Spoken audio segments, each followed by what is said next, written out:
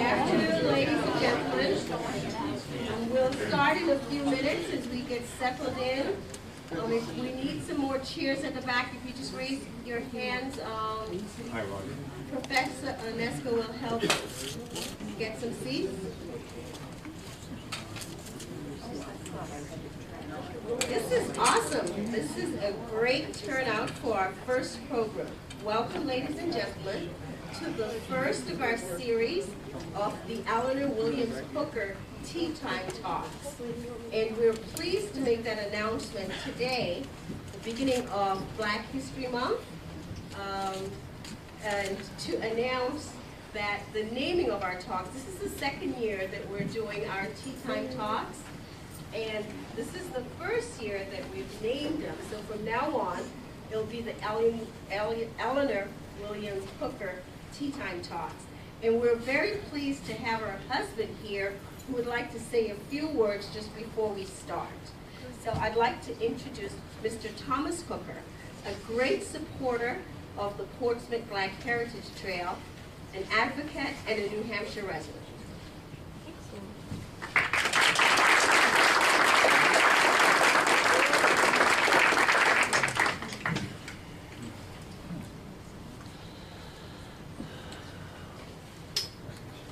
Thanks a lot, Jerry.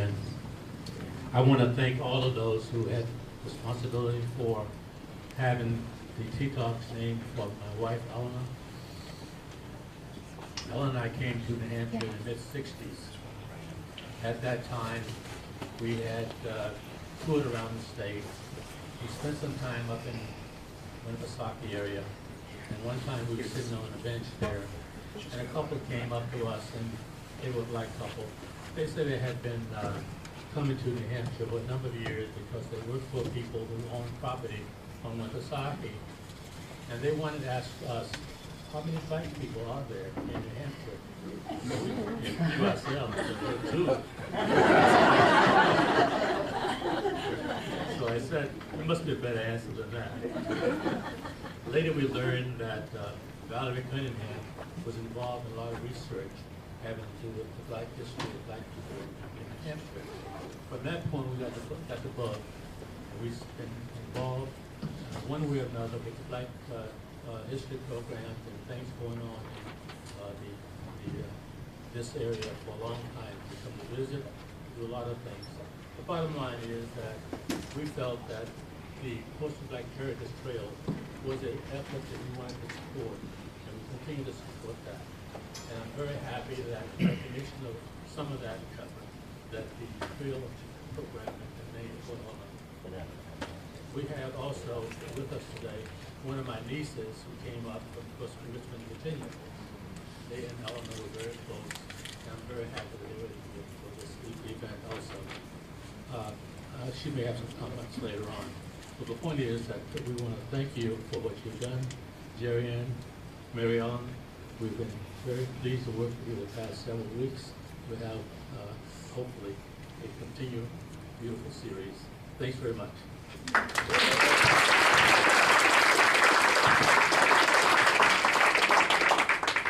Thank you so much, Mr. Hooker.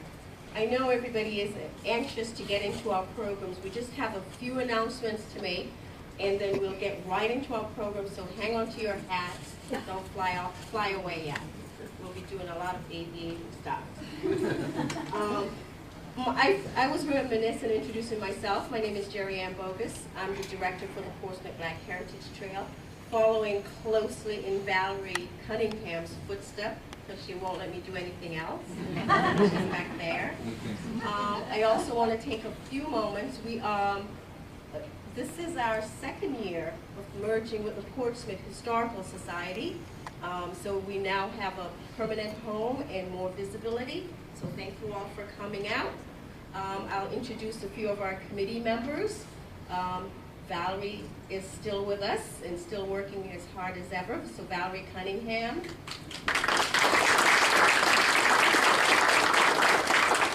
Joe Onesco.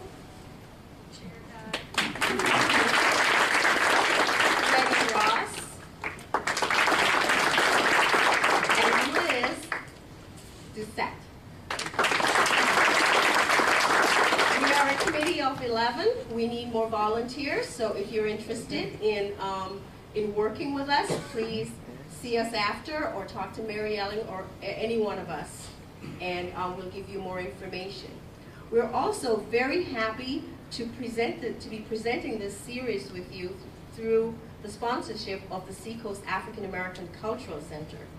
And we're very thankful for Kel Edwards, who is back here from the Seacoast African American Cultural Center. And I'll introduce Mary Ellen, who has a few words to say. And if you all know her, you know just what she's going to say. Hello, everybody. I'm Mary Ellen Burke. Thank you, Jerry Ann. I'm the Executive Director of the Portsmouth Historical Society. Our merger with the Black Heritage Trail has worked out really well for all of us. We believe it's strengthened both of our organizations and really enabled us to reach further and tell more stories that are very important in New Hampshire history and American history, including especially today's story.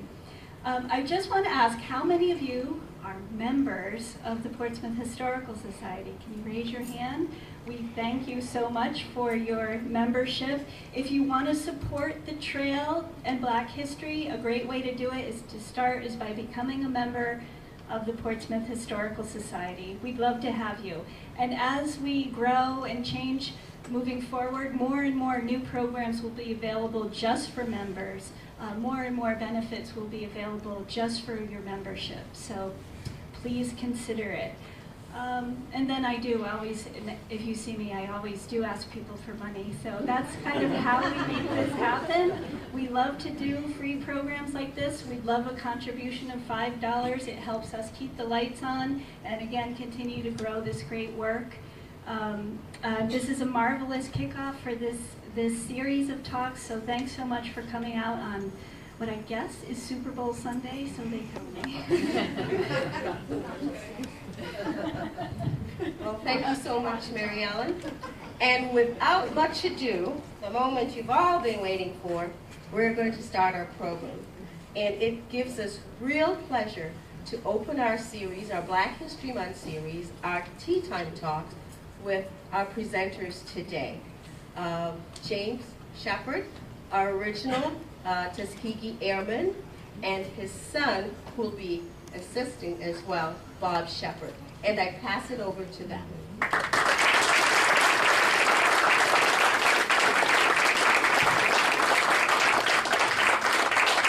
Thank you, Jim. I know a lot of hard work went into producing and promoting this, and it's great to see such a good turnout here today. And to see so many very familiar faces here for the 30 years that I've lived here in the Seacoast area. We've been very privileged to work with my dad now for the past few years in making these presentations in a number of states. He does probably 2 or 3 presentations a month. Has been doing that for the last 3 years or so, especially since the last movie came out. As I was just joking with somebody, he often gets requests to go to Texas or Virginia or Chicago to talk about this. And I say, you know, you do have Tuskegee Airmen who live fairly close to your area, but he's a great storyteller. You know, like many people who grew up in the 60s, we knew that my dad served in World War II, long before the term the Greatest Generation came about. We'd seen the uniforms in the closet. We'd seen some of the mementos and things that he had. We knew that he had lived in an Army tent for 18 months. When it came time for Boy Scout father, son, camporees, he would never go because he said, I'm not spending any more time in the tent. But what we didn't know, and probably a lot of my contemporaries didn't know, is that it would take the 50th anniversary of the war for a lot of these gentlemen to really begin talking about their stories, their incredible stories of their time overseas during the hostilities. Sometime back in the early 90s, my mother dragged him kicking and screaming in front of a group at the University of Southern Maine. She convinced him that people wanted to hear about these stories because they weren't in the history books. At the time, he had a lot of photos and model airplanes and pictures that he had saved. He actually had a camera with him when he was over in Italy, which we're not supposed to have. He developed pictures. He traded some off to guys in his squadron for who knows what.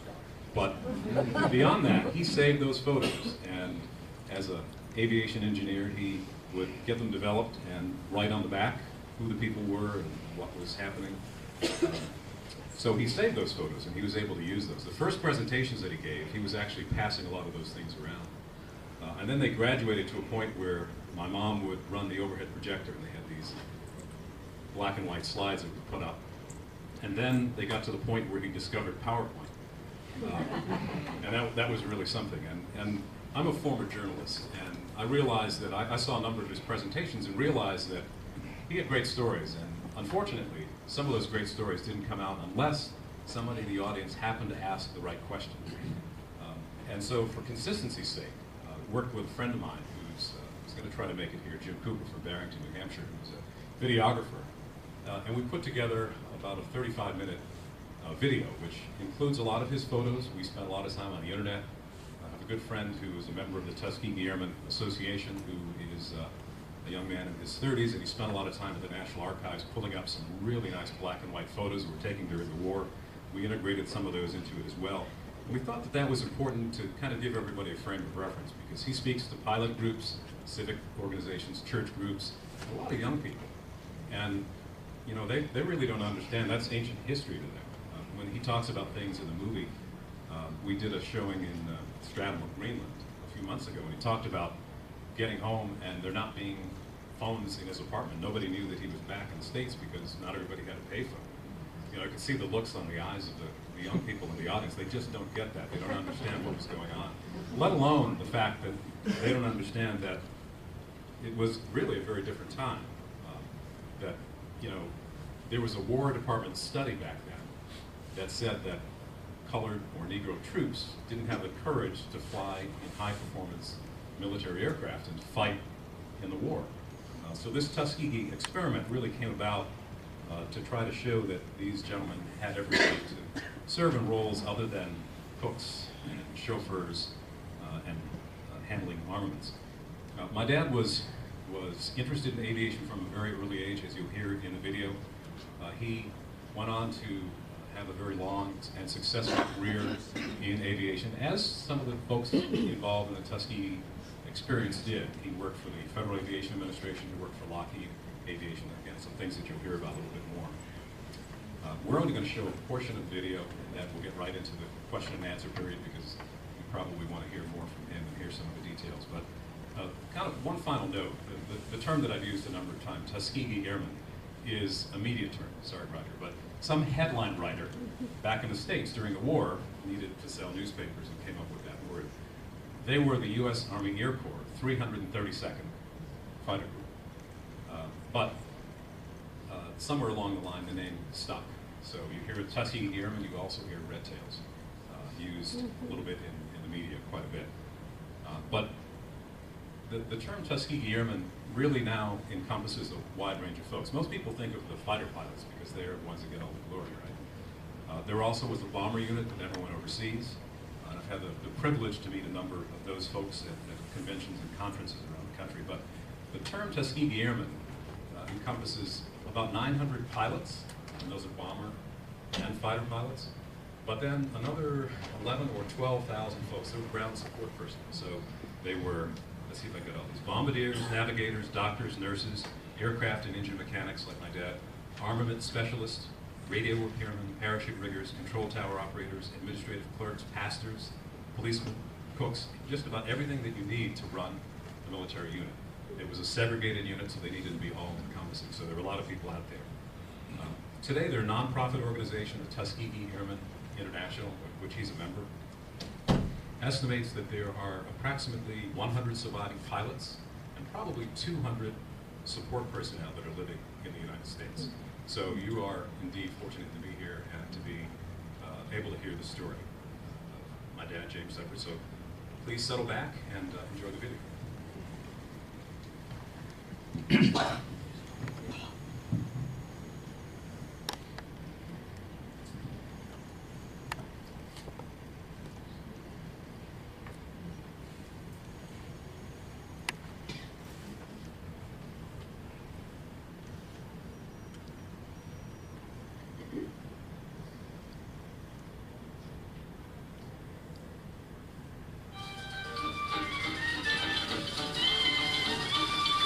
my grandparents and parents were born in Antigua, British West Indies, and they were in the agricultural business there. The island produced sugar cane, sugar, cattle, that sort of thing, and they were agriculturists, and my father was one of the managers of the cane fields, sugar cane fields they had there. My father was Sheppard in the West Indies, married into the Lake family. My mother's name was Lake, L-A-K-E, which was another big family down in the Caribbean, and they were also in the agricultural business. And they married there before coming to the States. My father and my uncles were very disappointed in America, to the point where I used to hear them saying, damn it, maybe we should go back. They thought that they would be improving their lot so much, not only in money, but in a higher standard of living than what they were able to accomplish down in Antigua. But that didn't happen. Because of the discrimination, once they came to the States, that's something they didn't experience while they were in the Caribbean. No discrimination down there. No black and white people. You were Antiguan. You were not a white Antiguan or a black Antiguan. First time they ever heard of colored and white was after they came to the U.S. And it worked against them. They weren't able to get the kind of job that they wanted. So my father and mother came to New York City by way of Canada. That was the way they traveled in those days, by steamship. And my uncles, aunts, they all did the same thing. Between 1921 and 22, they were all here, situated in the Harlem section of New York City. And that's where I was born. I was born in Harlem in September 20, 1924, in the Harlem Hospital. And after that, I had a sister, a brother, another brother. We ended up with 4 children. That's myself, James, there's Hyacinth, my sister, Walter, and Bert.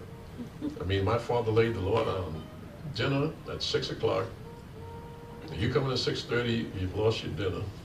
He was strict. This is something he picked up from his training down in the West Indies and in the Army. You're going to do your homework and you're going to pass your grades. And they used to go down and talk to the teachers once in a while about the 4 of us. We were in 3 different schools based on our ages, you know. And they saw to that we did our homework, that we got good grades, that we got along with the teachers. That was number 1. But they saw to it that the 4 of us completed our school, if we didn't do anything else, and that we went to church every Sunday without missing any, in spite of the weather. So when I was in junior high school, it came time to go into high school, we had a choice of schools. In New York City, there are about 5 or 6 technical high schools. We're talking about a place with 1,000 schools, you know, in New York. I took the entrance exam and passed it, and I was accepted. And I attended a school called Harran Aviation Technical High School on 99th Street in New York City. So when I graduated in 1942, I was a trained aviation mechanic. Well, I decided after graduation to join the Army, but I was only 17 when I graduated. So I had a few months to kill, so I got a job at the Ideal Toy Factory out in Long Island. I became a technician building Shirley Temple dolls. That was my job. Ideal Toy Factory. That was fulfilling, because don't forget, aviation was my career, but I was too young to go out to the airlines and look for a job then. However, all the time that I was in high school, I knew that the airlines were not hiring African-American mechanics or pilots, and neither was the Air Force. It wasn't until 1941 that President Roosevelt ordered the U.S. Army Air Corps to start training African-American pilots and mechanics, because prior to 1939, there were absolutely no black pilots or mechanics in the U.S. Army Air Corps.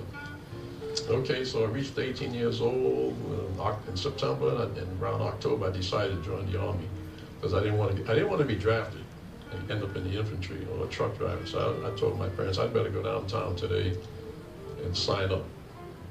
And I went downtown to the place in New York City called Whitehall Street, where you could enlist rather than wait to be drafted. And I got down there around 7 in the morning, and by the time I left that building at around 7 in the evening, they served lunch to us. I got sworn into the Army, And they set a date for me, which was tomorrow morning. Tomorrow morning, you had to be down in Pennsylvania Station with a little bag with just a toothbrush and a comb. That's all you should bring, plus the clothes that you're wearing. And we're going to take you out to the Army base in Long Island and get you uniformed up and send you down to Alabama. Well, my mother had a fit when I went home that night and told her I was going to the Army tomorrow. She said, you don't do things like that, but well, they're doing it now. So my father escorted me down to the railroad station, Pennsylvania Railroad Station, the following morning and saw me off, but I had to go to Alabama in order to be trained for the Air Force. Got on the train, and the first time I got a taste of discrimination, I had to change trains in Washington, D.C. The train from New York only went as far as Washington or whatever. And while I was in the lobby of the Union Station, it's a huge station in Washington, D.C., Union Station, that is where they split us up. Now, I was in uniform by then. Now, you understand, I'm in uniform. And all the white soldiers got onto that side of the portion of the troop train going in the same direction, because, of course, the train is going in various places, not just Tuskegee. And all the black troops, all the black soldiers had to get in the forward section of the train. The white troops in the rear section of the train where it was more comfortable. The blacks up front where they got all the soot from the we were using steam locomotives still in those days. No diesel engines, all steam locomotives. They threw a lot of crap in the windows as the train progressed down the line. And that was my first taste of it. Also in that same Union Station, it was the first time I had ever seen restrooms marked colored, C-O-L-O-R-E-D, and white.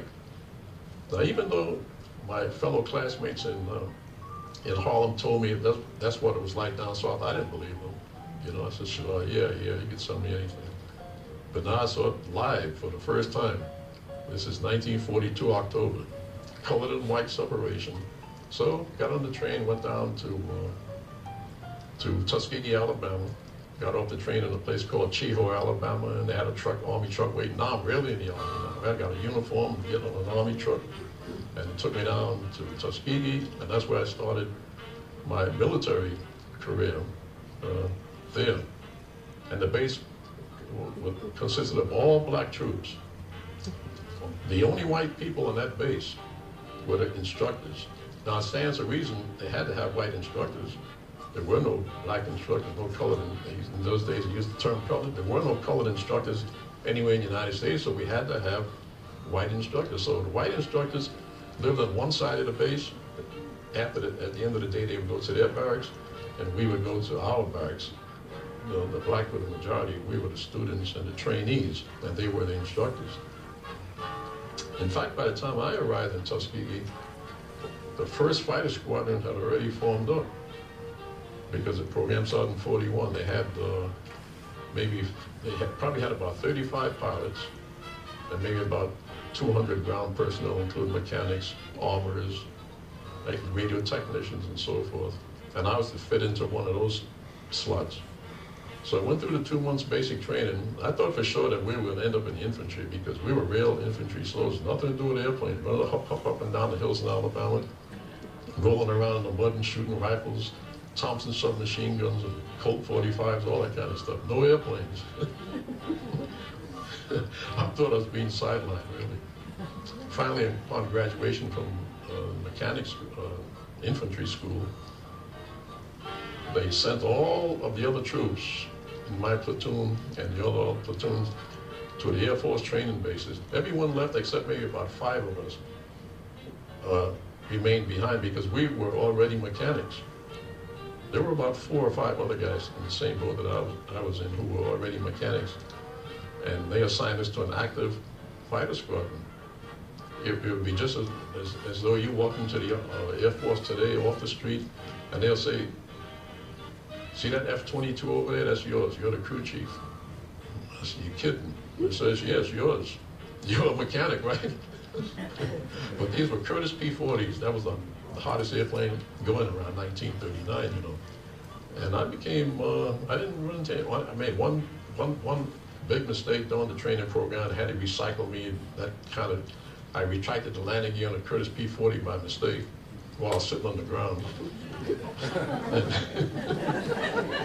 Because I got overconfident. You know, I got to the point where I wasn't even reading the instruments or the controls. I would just reach and pull and push things, which they always taught us, don't ever.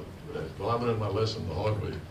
And when I fly, I still fly. When I do, now I never place my hand on any device in an airplane unless I look to see where it is and place my hand.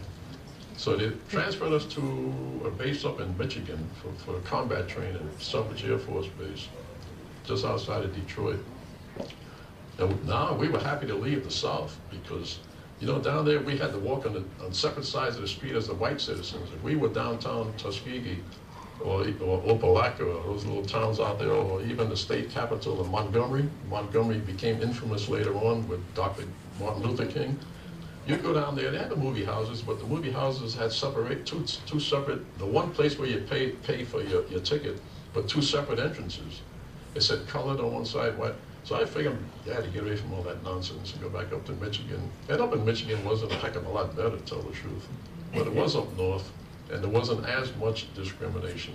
And we had more freedom to walk around, freedom to go places. Then it came time for us to go overseas. We were in Michigan. We got on the troop train 2 days before Christmas. And they took us down to Hampton, Virginia, where they had this huge base prep where they prepared the troops to ship overseas. Embarkation points, they called it. So, got on the ships in Hampton Roads, Virginia, the first day of January, and we were part of a convoy. In those days, the ships traveled overseas with convoy because the German submarines were out there. And they split our group up on 3 separate ships. Instead of putting all our eggs in one basket, each squadron had its own troop ship. In addition, we weren't doing things on the ship, only people on the ship, but our squadrons were separated so to split us up amongst 3 different boats. And that convoy had about 80 ships and about 20 or 30 warships escorting us across the Atlantic Ocean. And just outside of Spain, German submarines attacked our convoy. And the Navy, U.S. Navy really put on a show for us. They had everything, black smoke on the water, they were throwing depth charges all over the place, and they were shooting. Those little destroyers were like Harley Davidsons running through the convoy. Really, those things put on a show for us. And there, for the first time since we joined the Army, we realized that we were in a real honest-to-goodness war, and people were trying to hurt us, you know. Everybody's attitude changed that day. And these guys are really out to hurt us, you know, to kill us. Anyway, my ship landed in Italy, southern Italy, and we disembarked, no problem or anything, no. But they assigned us to an air base in Italy that was held by was being operated by the Royal Air Force. So we sort of get out the feel of things, you know, just for the first 2 or 3 on us. I remember when we arrived, we asked the Royal Air Force guys, did the Germans bother you guys? And the guy said, nah, you know, they don't bother us anymore. On the very second night, the German Air Force came over and bombed our field. I said, geez, you guys have a bad memory. He said, now we're in combat for the first time in end of January of 1944. That's when my squadron entered combat for the first time. We were assigned to do patrol work up and down the Tyrrhenian Sea, the Mediterranean Sea, the German bombers. The German bombers used to come overnight and bomb Naples and Salerno and some of our airfields, and our fighters were there to ward them off. Now we're flying a new airplane. They switched the airplanes on us. We were flying Curtiss P-40s up to this point. Now we're flying an airplane called the Bel Air Cobra. I don't have any models of it here, but the Bel Air Cobra is a slick-looking airplane with a nose wheel, and the engine's located behind the pilot, and there's a huge cannon, a 37mm cannon out in the nose of the airplane, which was very effective against German trucks and sometimes tanks. It would stop a tank, wouldn't blow the tank away, it would knock the tread off, but it would blow a 2.5-ton truck up with a 37mm shell. And that's what we were using, and that was our first taste of combat for my squadron. And when we sighted, there was so much prejudice in the Army in the 1940s. Still, the Army was still segregated, you know. You had all black outfits, or all white outfits. No mixed outfits back in those days. And in the black outfits, all black outfits, all the officers from colonel on up were white. The majors and the captains were black. But we were the only combat unit in World War II. The Tuskegee Airman, the 332nd Fighter Group, was the only all-black combat unit in the whole war, American. Because all our officers, our commanding officer was a colonel. And all the officers in our squadron, all the enlisted men were black. There were 7 fighter groups. We were one of 7 fighter groups. Ours was all black. And there were 21 bomb groups. And we all worked together on bombing raids to Germany, Yugoslavia, Greece, and a lot to Romania, where the oil fields were in Romania. And we'd fly together, we'd go into combat together, the same strafing missions, the same dogfights, the same protecting the bombers. But when we came back home, our guys landed on our base, and all the white guys went down to their base. Nothing to do with each other, absolutely nothing to do with each other. My mother taught me that you had to take a bath no later than once every week, at least on Saturday, if not 2 or 3 times a week. You had to take your 3 square meals a day, otherwise you'd come apart. You had to do this, you had to do that. And I learned in the Army you didn't have to do anything. There were times we didn't have food for 2 days. The only thing we would have would be coffee and hard cookies, because for some reason the supply lines broke down. Well, it broke down because the Germans were interfering with the supply lines. I learned that if I didn't bathe every Saturday, I wouldn't come apart, because we lived in tents. Throughout the whole period of time, 18 months, for 18 months I lived in a tent. A 6-man, they call it a 6-man perimeter tent. And I lived with 5 buddies. I have the pictures here I could show you. And we set up an arrangement whereby each soldier could take a bath once a month, take a shower rather. We wash ourselves up in our steel helmets. We'd heat up the water in our helmet and wash ourselves down every day. Brush our teeth every day like we should. But to get a real honest to goodness shower, only once a month, each soldier. One of my pilots, flying the P-51 on a mission to Berlin, on his way back to our base in southern Italy, was running short on fuel, him and his wingman. The wingman is your buddy, the guy who flies with you. And during the briefing, they were told that you could land in Poland. Because the Russian army had to overrun the Germans in Poland, and had taken over their airfields. You could land on one of their old Luftwaffe air bases and refuel, then come home. And they did. My pilot was from Georgia, and this other guy, they landed on an airfield in Poland on the way to Italy. And the Russian soldiers told them, get out of the cockpit with rifles, pointed guns at them, and told them, you're under arrest. It wasn't until the war ended that my pilot showed up on my base, James Mitchell. I thought I was looking at a ghost when he walked up there. In fact, he came in at night and shook my tent, wake me up. He said, you're the first guy I'm talking to since coming back, because I know you were concerned about me and your precious airplane, blah, blah, blah. He said, Christ, glad to see you alive. What about the other guy? Well, he's okay too. He was also, he says, you know what? That base was filled up with American prisoners, Air Force prisoners, at this Russian base. And they're our allies. And they kept the airplanes. We were escorting bombers. One of our assignments was to escort bombers. One day, on the return home, our fighters came in and got in and landed before the bombers. They had to go south of us. They had another hour's worth of flying before they reached their base. One of the bombers decided to land on our base because he had wounded guys, and some of the guys were shot, wounded, and they figured if they land on our base, they'd save an hour's worth of time to get them to a doctor, right? To one of those MASH units. And as he was approaching us, we saw this great big bomber coming in. It was hard to see a bomber coming into our fighter base out over the Adriatic Sea. And then he fired, his radio wasn't working, he fired some red flares out of the side. Whoop, he knew the guys were hurt. So we got the ambulances out, the fire trucks. This is a 1, 2, 3. It's taken me long to describe what happened, and it took for it to really happen. And we saw the 2 main wheels come down, and no nose wheel. This bomber B-24 has a nose wheel. You better not try to land on that steel runway with no wheel. They'll all get killed. So the flight engineer, each bomber carries a mechanic, and they call the flight engineer. He climbed into the nose wheel and did what he was supposed to do. In performing his duties, one of the things a flight engineer does is to take care of all the emergencies that occur during the mission. And his job is to get that nose wheel down. Well, he climbed up into that big wide opening in the front while the plane's coming into our field now. He's coming downhill. he doesn't intend to go around again. The wheel comes down, and when the wheel came down, the guy came out with it. The mechanic fell out of the hole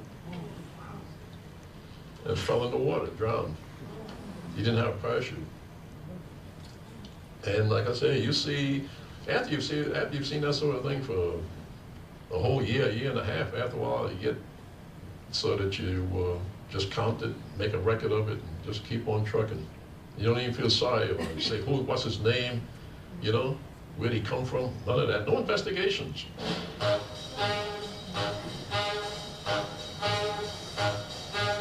The war ended in the spring of 1945, and we were at our last air base, place called Lucera.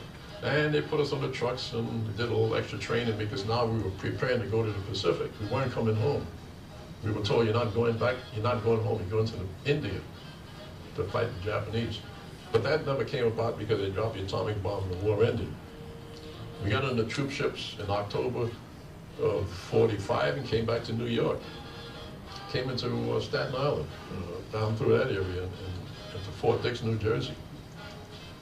And we were given a choice of staying in the military or whatever. And I said, no, I'm a mechanic. I'm going to work for the airlines. 3 years of this was enough for me, and I left. I went back to New York. And folks were glad to see me when I got back. I came home with my duffel bag, and they didn't even know I was on the way. Back in those days, there weren't too many telephones floating around. So I'm like, no, it's hard for you to imagine that. Not a lot of phones around. No phone in my house. We didn't have a telephone. They didn't know I was back. They didn't even know I was back in the United States until I rang the doorbell downstairs, and they, who was down there? It was James. First time they knew I was even in the United States. So that was a happy event. You know, they called up, they sent messages out by Pony Express that James is back. It looked okay. He wasn't killed or anything, you know. And cousins came over to the house and shook hands, and I was still in uniform, you know. We wore those uniforms for about a month, and then we had to change the civilian clothes. And my father, he took me down to his job to introduce me to all the big hero here, you know, he's back home. And then he took me all over. Geez, got to drink and all that. You drink yet? Yeah, I think so. Well, I said, okay, I'm going to go big time now. I'm going to work for the airlines. I'm a trained mechanic. I got documents to show I'm a mechanic. So I went out to maybe a month later, I decided to start job hunting. My father says, you know, can't hang around here. Went out to American Airlines, Eastern Airlines. They were out at LaGuardia Airport. And their reasons for refusing to hire me was because I was colored. They told me point blank. There was no such thing as a Civil Rights Act, nothing, no laws against discrimination, any of that sort of thing. There was no, you were on your own. And all my buddies in New York were in the same position. We went down there and they said no. One woman even said, we already have our quota of colored mechanics. I looked around there, I didn't see any colored mechanics. What's this quota? First time I heard the word quota in my life. Now what's this quota baloney? They have enough, in other words, we have enough colored mechanics. You know what their reasoning was? They'd say, you know what? If our passengers saw colored mechanics on here, they wouldn't buy a ticket. They would think that they wouldn't want to fly the airplane. Okay, a lot of our pilots went through the same thing, and they told them the same thing. A lot of our passengers, if they saw a colored pilot, they wouldn't buy tickets to fly on our airline. And they were serious. They really felt that way. So I says, well, I got to do something. So I got a job in the post office around the Christmas season. They were hiring a lot of extras. They still do that sort of thing, to hire extras for Christmas. And I went down there because I had to go to work. And I got a job paying 84 cents an hour. This is 1945. And that's what all the temporary employees were getting. The regulars were only getting about $1 an hour back in those days. But I kept going back to the airlines every so often, until I got tired of that. Then I took the written exam for the Postal Service, and I passed it, and I was accepted, and I became a regular mailman. Then I said, I got a better idea. I'll join the Air Force Reserve, because the Air Force is years ahead of civilian aviation. And I was accepted into the reserves, And they, in fact, they even assigned me as the line chief. The line chief is the mechanic in charge of all the mechanics. The master sergeant, just like the guy who got killed when he got hit by the plane. I got the job. I got the position of line chief in a troop carrier wing, and also I became a flight engineer. The flight engineer is the mechanic that flies with it. And I was assigned to the 436 Troop Carrier Wing at Floyd Manning Field. So I was flying on weekends, which was a fun project for me. I got promoted to Master Sergeant. That was play money. Once a month I got a check, just like the reservists do today. Still not working for the airlines though. Finally I said, let me try one more.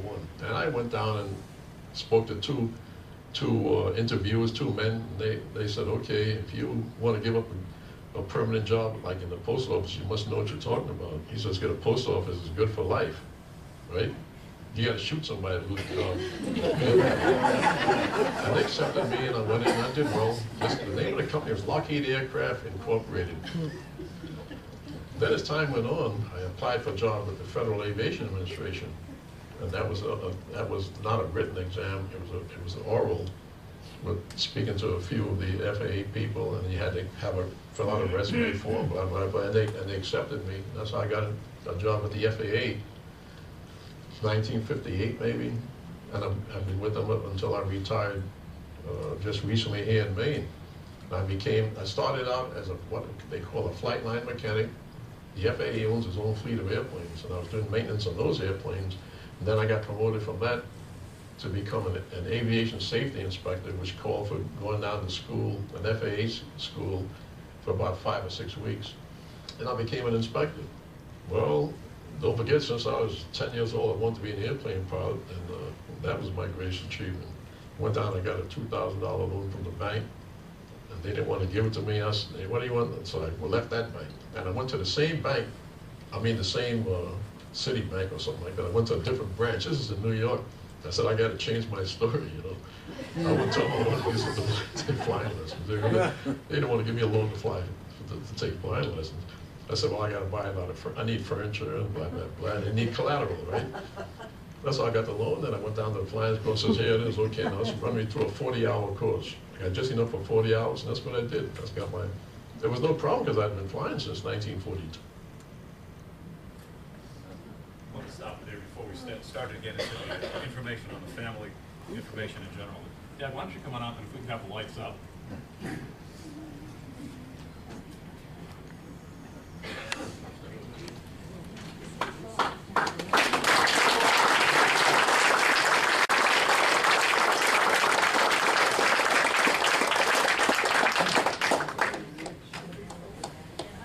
And I guess one message from the movie is don't lie if you go to the bank. When we're speaking to youth groups, you have to kind of couch them. It was a lot of fun putting that together. There you go. So I'll kick it off with one easy story, and then we'll take some questions from the audience in general. You know, the group is called the 332nd Fighter Group. That's the official U.S. Air Force. Sure. There we go. The U.S. Army Air Corps 332nd Fighter Group. That's the official name. Tuskegee Airman, again, that's another name that has kind of come along the ways.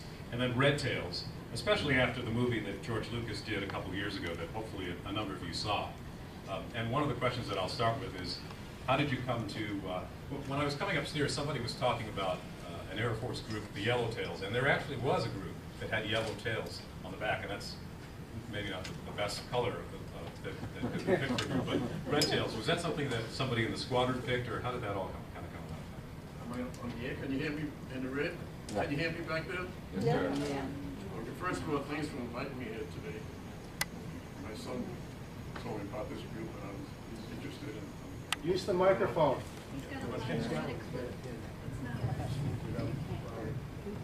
Can you hear me in the back? Yeah. Okay, where was I up to? Just kind of talking about how you came to be the Red Tails. Oh, the color scheme. I brought this model along. I found that it helped me a lot to describe why we're called the Red Tails. As you can see, this is a model of a real fighter. I actually had a fighter look like this. But when they came from the factory, they were not painted. They never did paint them. During the war, they painted them olive drab, which was a color. That was for camouflage. But once they started coloring it up, once they decided they wanted the airplanes to be colored for identification purposes, so the other guys would know who that was, and the generals, especially on the ground, would know who was up there. The general in charge of all the air forces in Italy and Africa had his staff come up with a scheme, a color scheme. We drew red. The 332nd Fighter Group drew red. Our next door neighbors drew yellow. We had a candy stripe. We had a beautiful color schemes. We kind of thought it was kind of funny they gave us red, but after a while we said, you know, red looks better than anything else. I'm glad that we inherited that. But it was an order, no mechanics, no pilots involved in this. This came from where the Pentagon is now, the War Department.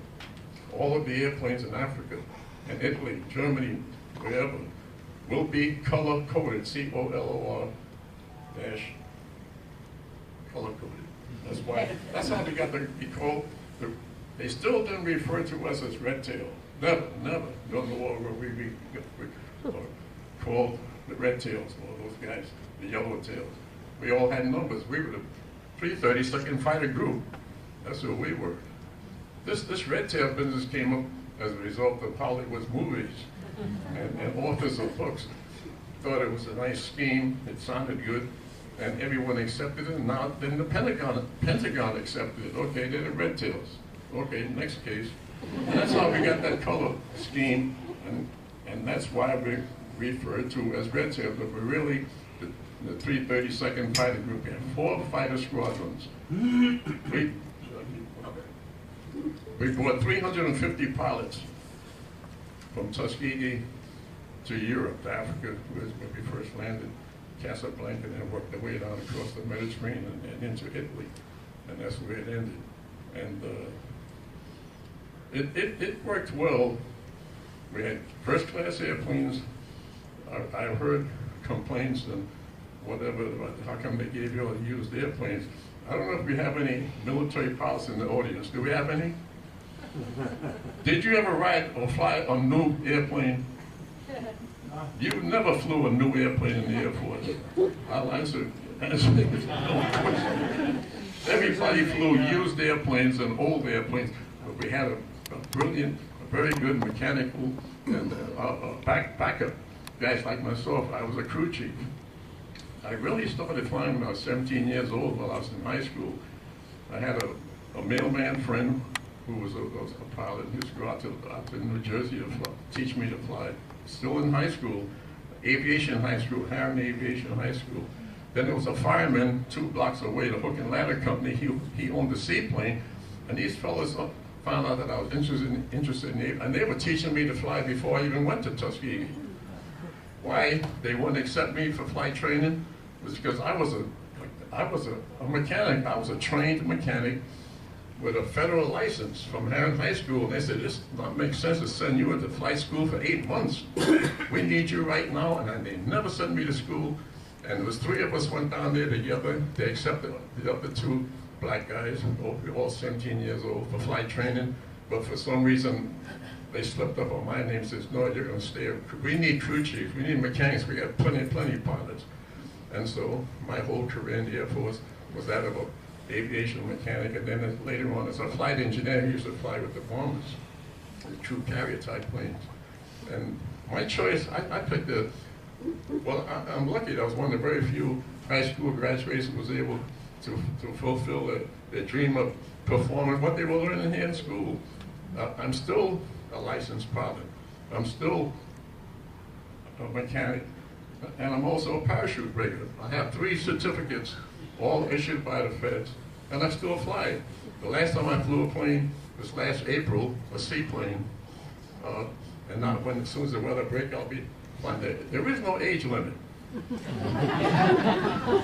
What I must do is pass a medical exam once every 3 years, and the guy says, see that? The hearing, you hear me? I've been good for another 3 years. The mechanics certificate is good for life. And that is what a person would need. Back in those days, they get started in the industry. all in all, everything went well. Outside of the business of the segregation, which what a money-wasting program that segregation was for the military. If you had white troops and black troops on the same air base, they slept on different sides of the airport. That means it needs twice as many buildings, twice as many of everything. One for the white side and one for the black side. So on the daylight hours, we used to get up at 4 o'clock in the morning, and everything ended around 6 in the evening. We were all hunky-dunky flying the same airplanes. This is doing training in Alabama that I'm describing. But as soon as retreat came around, when they blew the bugle and pulled the flag down, all the white guys ran across that side of the street, we ran across this side of the street, and never the twain should meet. And that's how you operate the military. Everything costs twice as much. But the season, or rather, the program worked, and during combat time overseas, is when it really showed up that the system, the new system, desegregation, they never came up with a desegregation rule or anything like that during combat. But we did, and the generals and the different areas worked it out themselves, and it worked well. Got a question from the audience. I know that you probably have a lot of things that you'd like to find out. It's your chance. I'd like to know if after the war, those groups, or as the war came back into focus, if those white soldiers who were in those segregated training settings met with you. Have you reconnected with the Americans No, not who were really, in parallel? not really, because we went home when the war ended. We were all, whatever you call it. We left the army, went back to civilian life, and we hardly ever saw each other as civilians. We, the Tuskegee Airmen, there are a lot of clubs like the Tuskegee Airmen. Almost every fighter group and bomber group has a club like mine, and we meet once a year at get-togethers. And I don't know if that answered your question. No, we never saw anyone after the war. Just to say one thing, I've had the chance to travel with them a lot to conventions that they have every summer and to a lot of other events around the country. One thing that I've been very moved with is that time and time again, when they're traveling in groups, they have different color jackets for the different chapters and hats. So it's pretty clear they're kind of different and they stand out. And I can't tell you how many military pilots, male, female, of every race and color and creed, and a lot of people that will come up and say, you know, my dad was in the 15th Air Force and flew from Italy and flew from North Africa. And, you know, at some point you may have protected my dad. He may have said something, but in a lot of cases people, I think, know the story a little bit more and are more than happy to come over and talk. And a lot of active duty military pilots, male and female, who recognize that the Tuskegee Airmen really opened a lot of doors for folks today. Anybody else with questions? I saw somebody back. Way in the back. Did any of the airmen fly in Korea? Yes. When World War II ended in 1945, it ended. Korea was just ready to start up. A lot of the guys decided to make the military a career because they couldn't find a good job in aviation. I'm sticking to aviation. And so they decided it would be a good idea to join the reserves, just as I did, to keep your hand at it until you can get yourself a good job. By the time Korea started, the desegregation of the troops, it was eliminated by President Truman. President Truman passed don't forget the President of the United States is the chief of all the forces, all the military. And Truman ordered desegregation. And that must have been 1946, 47, somewhere in there. Nothing to do with what the civilians were saying outside of it. It was strictly a military move, and it worked well. And everybody was so surprised it worked.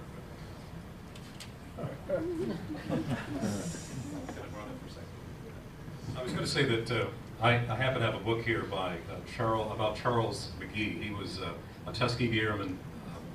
He was over in Italy with my dad. He holds the Air Force record for the most combat flights in 3 wars. So he was in World War II, in Korea, and in Vietnam. There were some Tuskegee Airmen who were in the early days of Vietnam as well. And Colonel Charles McGee is still alive. In fact, the Hanscom Air Force Base chapter of the Tuskegee Airmen has a special room that's named in his memory. He is still out there very actively talking to young people around the country about, you know, aiming high and really kind of pursuing your dreams. For some reason, the civilians seem to be so surprised that the system worked when the military desegregated. We had no reason in the world to think that it would not work. Even though it was official to separate the troops, we met each other downtown in the cities, in Portland, in New York, and overseas, in Rome, and all those other cities. We went in the same restaurants. No segregation in the foreign countries for the black troops. I didn't notice it, and once we were there, the weight of this business was off of us, and we were friends because the red tailors would meet the yellow tailors, and they would discuss what happened yesterday with the candy stripe guys. But then, here again, as soon as they put their foot, entered that gate into the military base, the desegregation was on again. Like a light switch, on and off. That's where we lived. The races mixed well in the city streets, but not on the military camps. As a Marine Corps fighter pilot, I had 4,028 fighter pilot hours, and I briefed my pilots. I had 2 pilots, one in World War II, one in the Korean War, and I indicated to them there would be no discrimination, and I used some swear words, which it would really count against them, and I wanted to see that there would be absolutely no discrimination between white and colored, or however it is said properly. And we were one, and it worked out fine, and I'm just damn glad that I was in the mix. World War II and Korea, 88 combat missions. I was only shot down once, but I kept my feet dry. And the Han River is where I kept my feet dry. And I am glad that we had a mix of, say, white and black, because it worked. It worked wonderfully well. So I speak for it, and I thank all of those, white, black, in between, whatever, I thank them.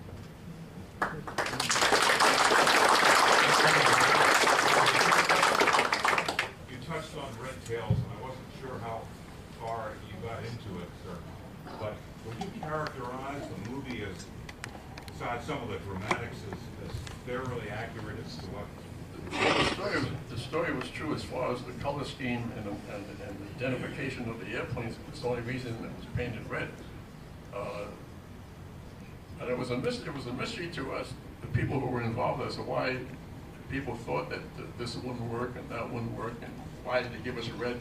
Was red bad and yellow bad, and that sort of nonsense. This is a move that the military. One I'm thinking of, before World War II started, there was not one black pilot in service. But unknown to most people, there were hundreds of black aviators in the United States of America. I was living on 16th Street and 5th Avenue. Before I went to the Army, and I was going to the aviation high school, I met a lot of pilots. I told you about the firemen and the mailmen. They were black, and they were flying. This business of the Tuskegee Airmen is strictly military. There were no black aviators or mechanics in the military because they wanted it. That was the rule in the military up until 1942. That was what it was all about. Separation then. And once the order was passed, when President Roosevelt ordered to send out the, I can't think of the number of the order, a discrimination rule on the first of such a month in the year, and it worked. Just like that, overnight.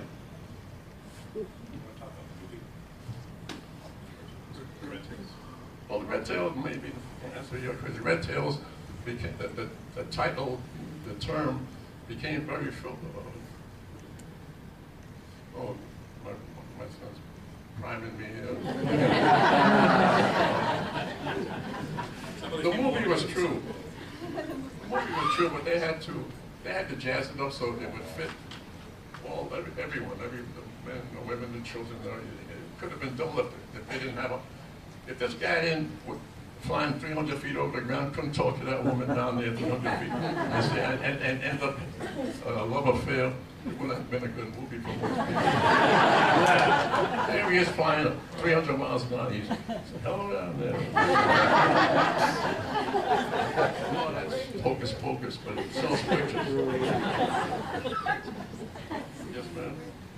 In the back gallery. Speaking of women, were there any at Tuskegee? Oh, yes, we had the nurses. The nurses were women nurses in Alabama, and men doctors in Alabama, black women, yeah. No women pilots. No women pilots didn't get into the system at all until just recently in the U.S. Air Force, women pilots.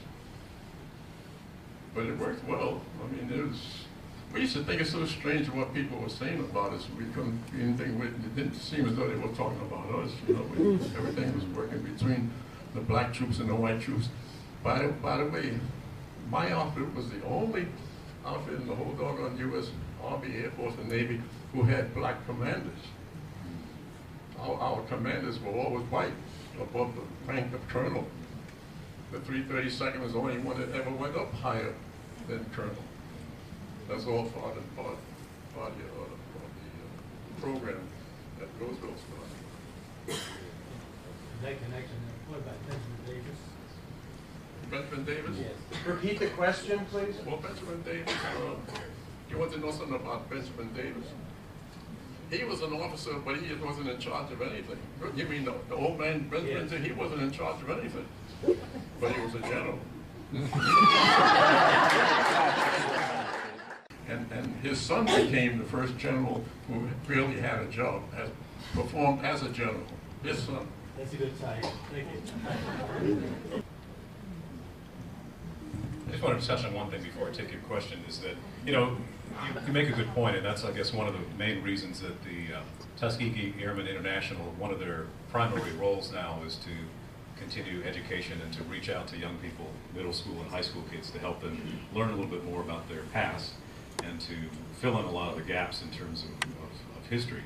My dad has been very fortunate to serve on a subcommittee that the organization has put together to help to spread that information and create curriculums for school teachers and the like, but also to end some of the myths about the Tuskegee Airmen, because there was a lot of misinformation. Some of it came about because of headlines that were created back during the war to get people excited and patriotic and get behind the whole effort. But you know, one of the things that is perpetuated, we saw one of the early movies today. HBO did a movie called The Tuskegee Airmen back in 1995. It didn't get a lot of play.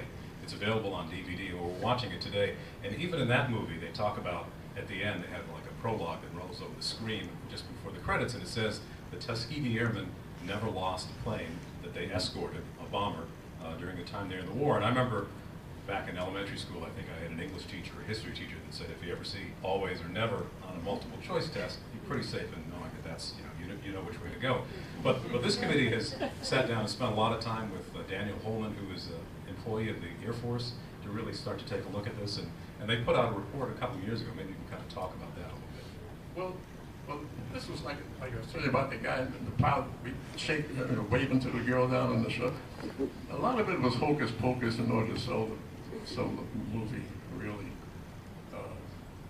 The only thing true about it is that we flew brand new airplanes, the best airplanes. We had the best mechanics and best pilots. All the rest of it was really a show. And we ourselves, we meet once a year. We stay away from that subject. Sure, we lost bombs. We took 300, let's say around 350 to 400 pilots overseas with us to Africa and Italy, my unit, all fighter pilots. And we lost 100 of them. 100 guys didn't make it back home after the war ended, fighting German Luftwaffe, just like the white guys were doing. Our guys got shot down too. And we were not able to protect all of the bombers. It was physically impossible. We lost 25 bombers that I know about. And each one of those bombers were carrying 10 white guys. And the movie didn't show that. They came up with all these statistics to sell. That's all. Made a good story. But we, the Tuskegee Airmen, know we lost 25 bombers at least, and we lost 100 of our own guys. Now, when I say lost means they were either killed outright, for some reason they couldn't get out of the airplane. The other was missing in action. We don't know where the heck they are still. I'm on a 6-man committee still doing research on that. We got 5 guys that we don't know what happened to. In 1945, I said, no, what year is this? Still don't know what happened to us. We still don't know. They don't show that in the movie. No, it was rough and just couldn't hold the audience if you told the whole truth. So no, we really lost bombers. We lost a lot of guys. And the 5 guys that I'm thinking of, we don't know what the heck happened to them. That's what happens in wartime. When we have our reunions, a couple of wise guys always come up and say, don't worry about it, Jim. You see those little brown babies running around Italy? That's what happened to them.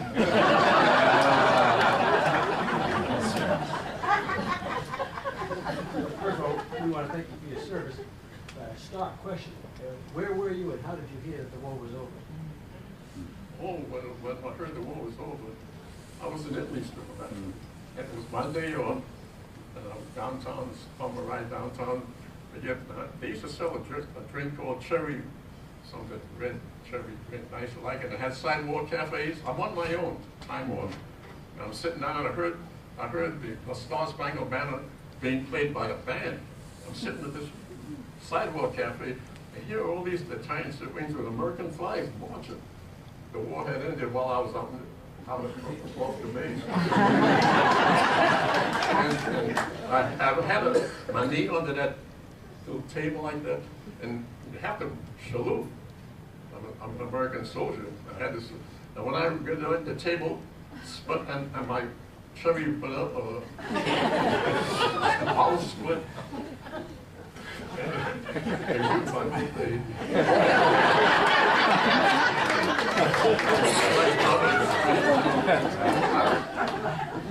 You know, it ended suddenly. The word came through suddenly, but when did the Italians get the word and find the American flags to have a civilian parade in our honor?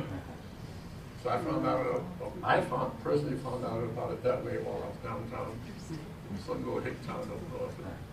I think I saw a woman in the back towards the center. I saw a hand up before. We got along very well with the civilians, by the way. The black troops did very well. Take it from me, you really did. No trouble, no problem. Just a bit of information. You probably are familiar with this, but there is a museum in Wolfboro, New Hampshire, just the Wright Museum, that focuses on World War II, both from the home front sense and overseas. And so that's another great institution that you can check out on. And secondly, I'm an archaeologist, and I knew a guy with his wife for about 15 years in the 80s and I think up through the mid-90s, who were part of teams that flew around the world basically to locate MIAs, and they were out in the South Pacific and identifying plane crashes from World War II, Korean War, and Vietnam War, and they've done, and I think they're still doing that. That's part of the United States Army. The unit is based in Hawaii. Their job is to pick up the remains of any Americans that are being found throughout the combat zone anywhere in the world. They'll send some people out there to get the remains and identify them, and then have a full-fledged funeral for these people once they were discovered. Not too long, I was an FAA inspector till just recently around there. And I got a phone call from that unit in Hawaii. They found the remains of a white pilot flying P-47 Thunderbolts over in Italy, or Germany. I'm not saying that it was Germany. For all these years, until around 10 years ago this happened, they found his remains in his airplane, a P-47 fighter, under some brush or somewhere in Germany. Because they reported it, and our people, the troops in Hawaii, found out who it was, his name and family, because that plane carried 8 machine guns. And they didn't rust up, and all the equipment have serial numbers. They got the serial numbers off those 8 guns way out in Germany, took all the information down to Hawaii. They found out which airplane, which squadron had those serial numbers. Now they found their squadron, and from there they got the paperwork. This guy disappeared. He got shot down, and they didn't know what happened to him. Like these 4 guys were looking in my squadron. That's how they found who it was. I found out about it because they couldn't locate his family in the United States. What happened to his family? He was Maine. He was from Maine. That's why they were searching. So they asked me to stand in for this guy at the funeral. Up in Route 88, there's a cemetery up there. That I'm not familiar, but it was. I remember they went Route 88, and finally they found one of his aunts in Chicago. That's some research you guys did from 1945 now, just a few years ago this happened. So I stood in for him as an American soldier and pilot. And they presented her with an American flag. They flew her here and back home. And this unit is based in Hawaii. They're still looking for missing in action servicemen. That's their only reason for being, and they're doing a pretty good job. But the 5 guys, we're still looking for them. We haven't been able to locate them yet. But I keep getting telephone calls from their grandsons, granddaughters. Jim, do you know what happened? Did you remember this guy? Yeah. What happened to him? I told him, well, how come it didn't happen to you? That's why the conversation went. How come you got away from it and he did? I'm still on that program. I still could answer it. I just said, yeah, I knew him. I was a nice man, and he went out and something happened. We don't know. Still don't know. That's still happening, by the way. Missing in action. MIA. I'll ask a plane for the plane geeks, because we always get these questions when there are a lot of people in the audience. This is a P-51 Mustang. It's probably the one that's most recognizable in World War II. He had the opportunity about 2 years ago. There's a division of the Commemorative Air Force based in Kansas City, and they fly a P-51C, which is not quite this version. It has a little different cockpit on it, but they surprised him. They told him to come to the Biddeford Airport because they were going to do some special presentation or something, and then after the presentation they brought him outside, and the plane came down over the tops of the trees and landed, and they took him up for an hour flight.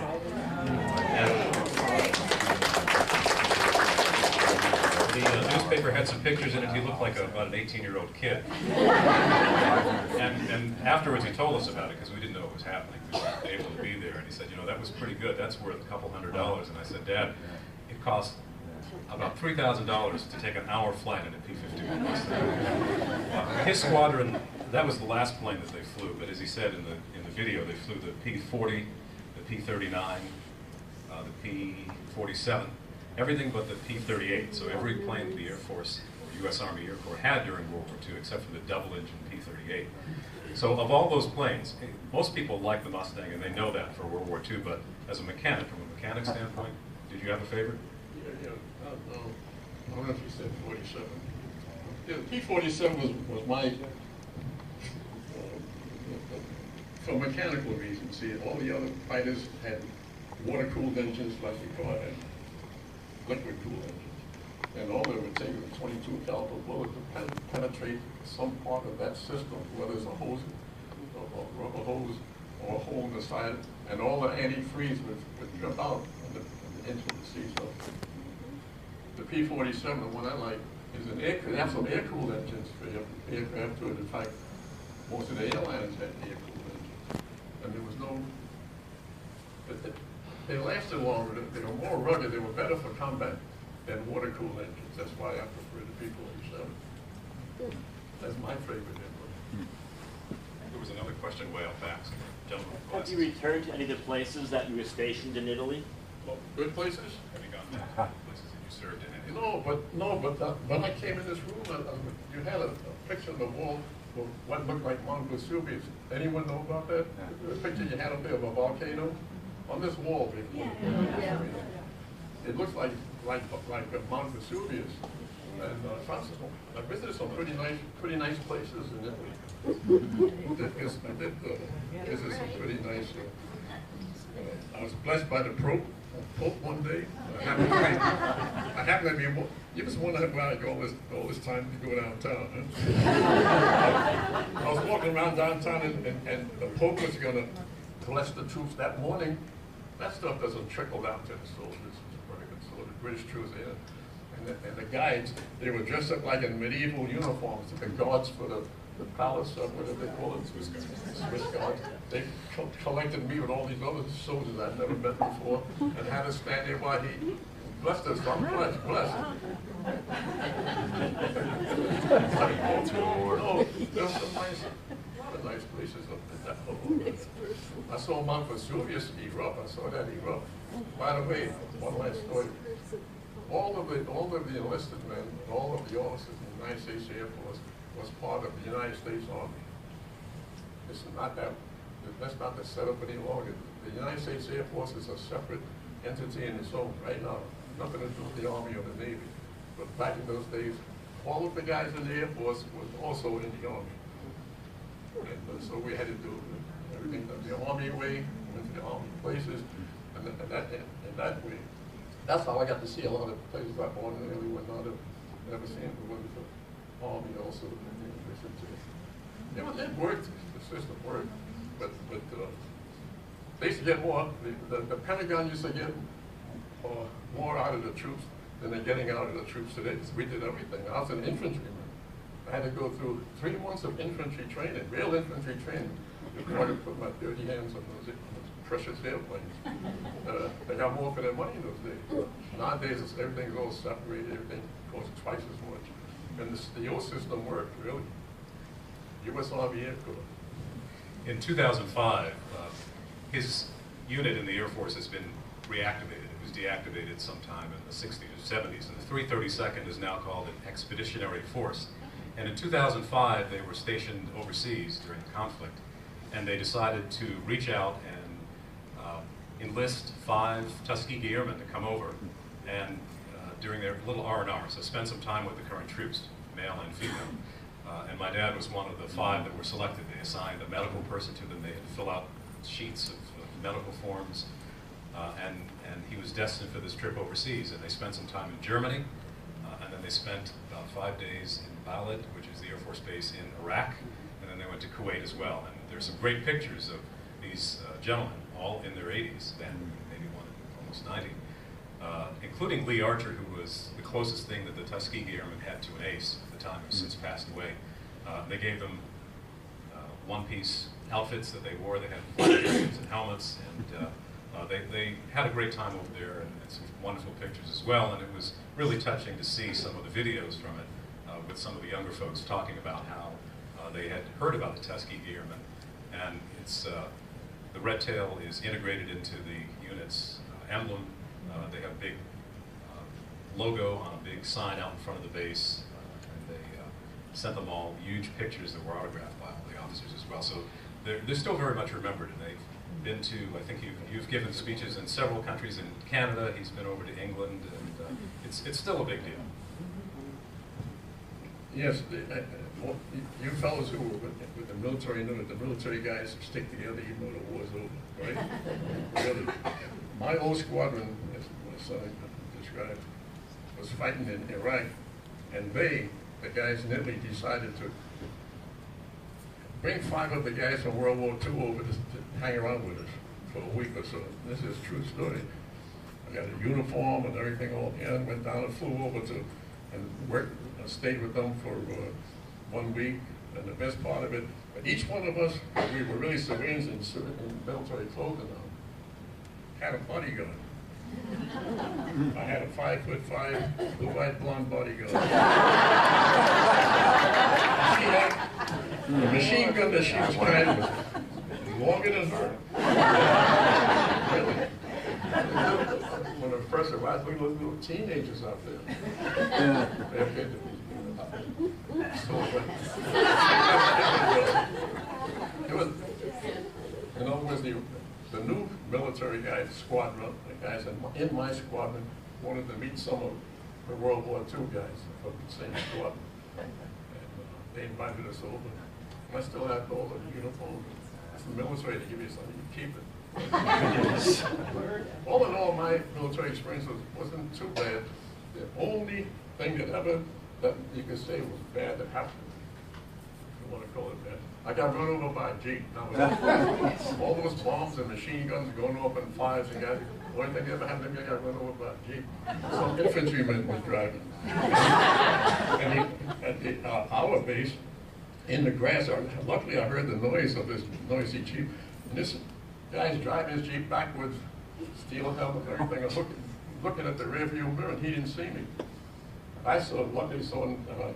I still got the scar on my right leg. I ended up in the MASH unit. The guy says, "Are you hurt? Are you all right?" And he says, "See that hill? The MASH unit is up right on the took off."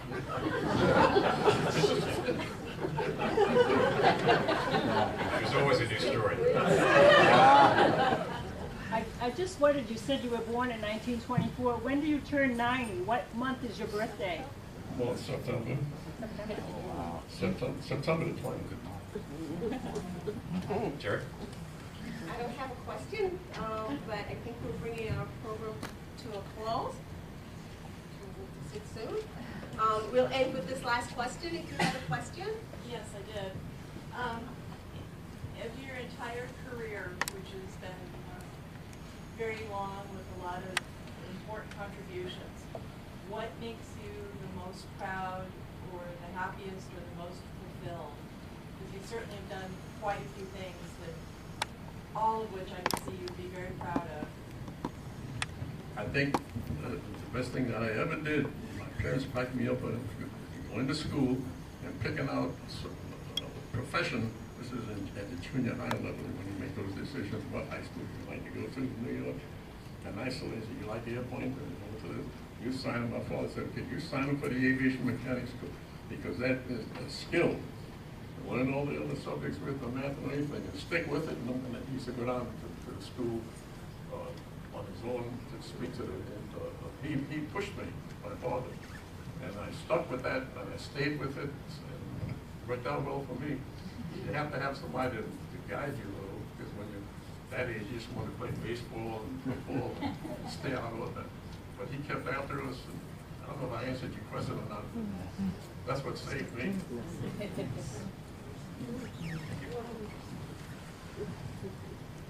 So, we have a few things before we go, so don't rush off. First of all, I'd like to thank you very much, Mr. Sheppard.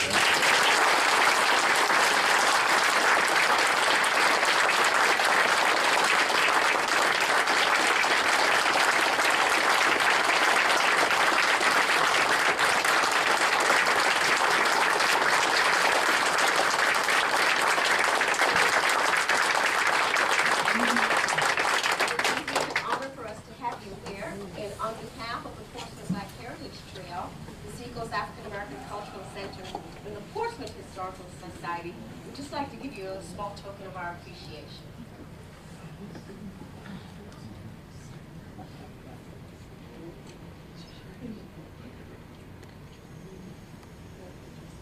And we also have a small token of our appreciation to Mr. Booker for making this all possible for us and honoring his wife.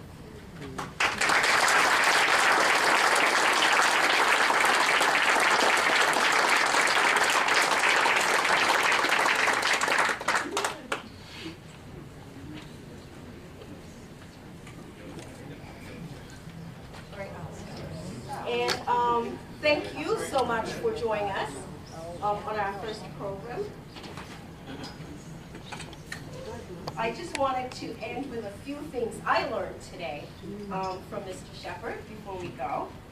And one of them he actually just ended with is, it's great to have parents to guide you, but it's also good to take off on your own. That was one of the lessons he taught me today.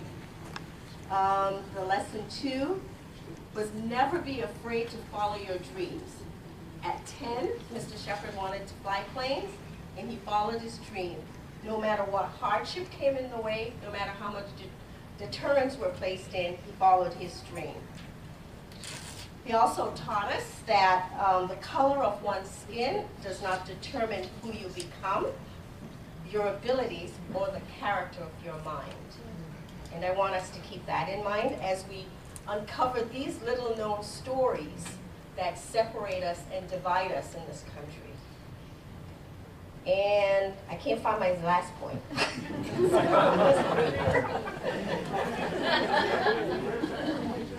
Oh, and that fact that you all turned out here to listen to this tells us there's a place for this integrated history in Americans' history. So thank you all for coming. I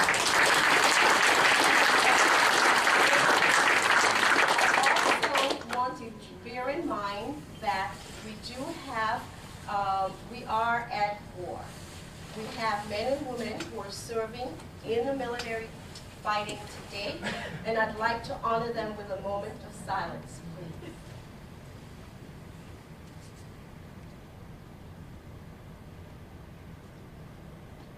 And I'd like our veterans and all the people here who served in wars to please stand and be recognized.